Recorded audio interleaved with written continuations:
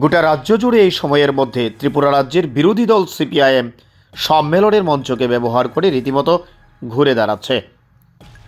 কোথাও মহকুমা সম্মেলন, আবার কোথাও বা জেলা সম্মেলন। কোনো না কোনোভাবে বামপন্থীরা যেন ত্রিপুরা রাজ্যে হারিয়ে যাওয়া জমি পুনরুদ্ধার করার জন্য ঝাঁপিয়ে পড়েছে।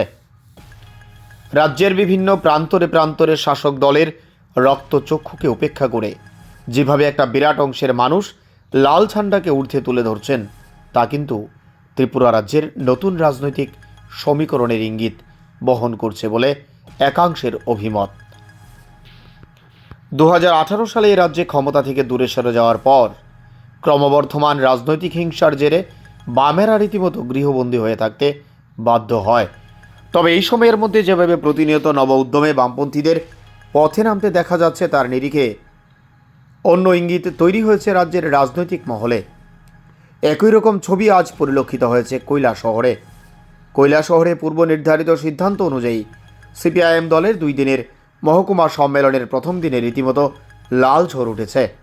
উল্লেখ্য, দলের 24তম মহকুমা সম্মেলনকে সামনে রেখে ইদানিংকালের মধ্যে সাড়া জাগানো জনসমাবেশ সংগঠিত হয় এবং এই সমাবেশকে সফল করতে কৈলাসহরের বিভিন্ন অংশের সাধারণ মানুষরা যেভাবে লাল ঝান্ডাকে কাঁধে নিয়ে মিছিলের লাইন লম্বা করেছেন, তা কিন্তু গোটা রাজ্যের মধ্যে নতুন বার্তা তৈরি করার জন্য যথেষ্ট। এদিকে আজকের কৈলাসহরের এই জনসমাবেশে রাজ্যের প্রাক্তন মুখ্যমন্ত্রী তথা সিপিআইএম পলিট ব্যুরো নেতৃত্ব মানিক সরকার, দলের বর্তমান রাজ্য সম্পাদক বিরোধী দলনেতা জিতেন্দ্র চৌধুরী সহ অন্যান্যরা উপস্থিত জনতার সামনে ঘুরে দাঁড়ানোর আহ্বান করার পাশাপাশি যেভাবে প্রতিকূল পরিস্থিতিতে বামপন্থীরা লড়াই করে যাচ্ছে, সেই নিরিখে নতুন সূর্যোদয় শুধুমাত্র সময়ের অপেক্ষা বলে দাবি করেন। তবে এটা ঘটনা, কৈলাসহরের দলের মহকুমা সম্মেলনকে সামনে রেখে বামপন্থীরা যে শক্তি আজ প্রদর্শন করল, তা অনেককেই নতুন করে ভাবতে বাধ্য করছে, এমনটাই রাজনৈতিক মহলের অভিমত। Bureau report, Tripura news Bangla. Comrade সভাপতি, মঞ্চে আসেন আমাদের পার্টির বিভিন্ন স্তরের নেতৃত্ব, আপনারা যারা উপস্থিত হয়েছেন এই সভায়, আপনাদের মধ্যে যারা বয়োজ্যেষ্ঠ শ্রদ্ধাভাজন মায়েরা, বোনেরা, ভাই এবং বন্ধুগণ, আপনাদের সবাইকে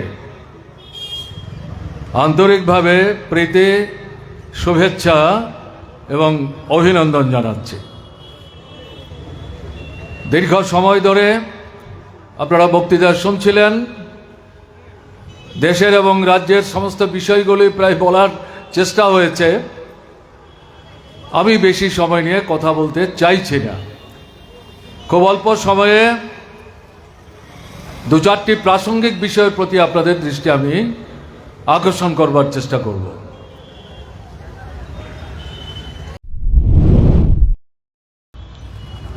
এই দেশের জনগণের স্বার্থ ছাড়া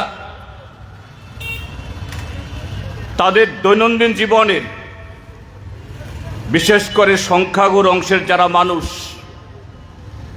অর্থাৎ শ্রমিক, কৃষক, ক্ষেতমজুর, দিনমজুর, জুমিয়া, খেটে খাওয়া মানুষ,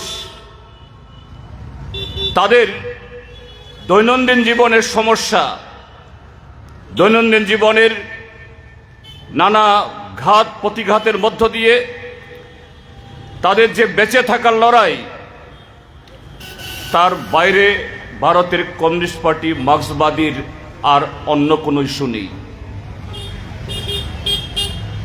সেই ইস্যুগুলোই আমাদের এই সম্মেলনের,